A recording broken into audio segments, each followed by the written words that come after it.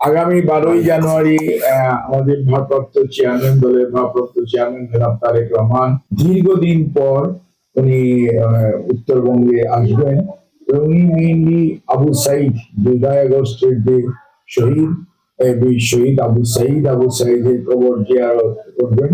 তার পরবর্তীতে উনি নানা নানি এবং বড় খালা খুশি জ্ঞান হক ওনাদের কবর জিয়ারত হবে। এই কর্মসূচি তিনি বগুড়া থেকে ইনশাল্লাহ 12 তারিখে পীরগঞ্জ হয়ে তারপরে নবাবগঞ্জ, বিরামপুর,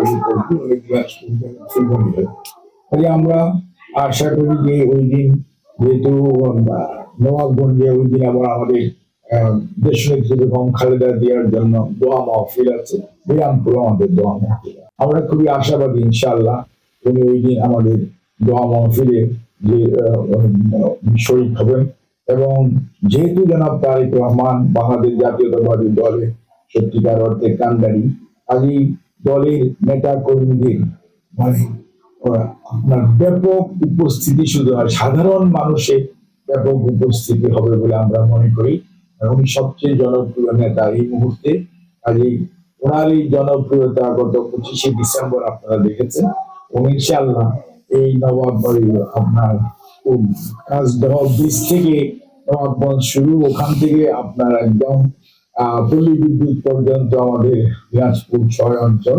কাজে এখানকার মানুষ তাদের নেতাকে, তাদের প্রিয় নেতাকে দেখার জন্য যেমন উদ্গ্রীব এবং ওই দিন উপস্থিত থাকবে, এবং দোয়া মাহফিলেও ব্যাপক সংখ্যক মানুষ, ঘোড়াঘাট এবং নবাবগঞ্জের মানুষ সবাই নবাবগঞ্জ ইনশাআল্লাহ উপস্থিত হবে। হাকিমপুর এবং বিরামপুরের জনগোষ্ঠী এবং সমর্থক বলেন, শুভাকাঙ্ক্ষী বলেন, শুভনোদ্ধায়ী বলেন, ওনারা সবাই বিরামপুরে উপস্থিত হবে। তাকে সুশৃঙ্খল ভাবে ওনাকে যেমন সাদরে তারা গ্রহণ করবে, অভিনন্দন জানাবে। অন্যদিকে যেহেতু নির্বাচনের আরপিও অনুযায়ী এইটার মধ্যে কোনো জাঁকজমক করার কোনো সুযোগ নেই, আর যেহেতু দেশনেত্রী বেগম খালেদা জিয়া মাত্র 30শে ডিসেম্বর উনি ইন্তেকাল করেছেন, কাজে বিএনপি এরকম জাঁকজমক করে কোনো কিছু করার কোনো প্ল্যানিং নেই।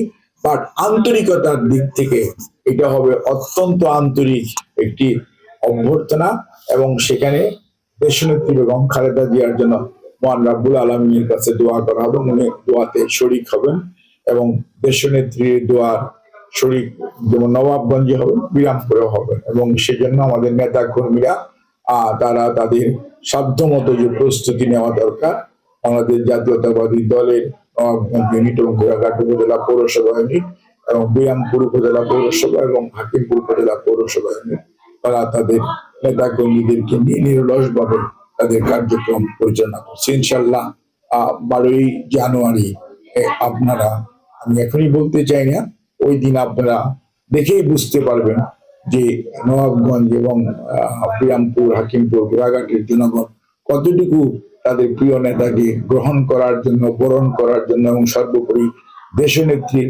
দোয়া কামনার জন্য উদ্গ্রীব হয়ে আছে। ধন্যবাদ।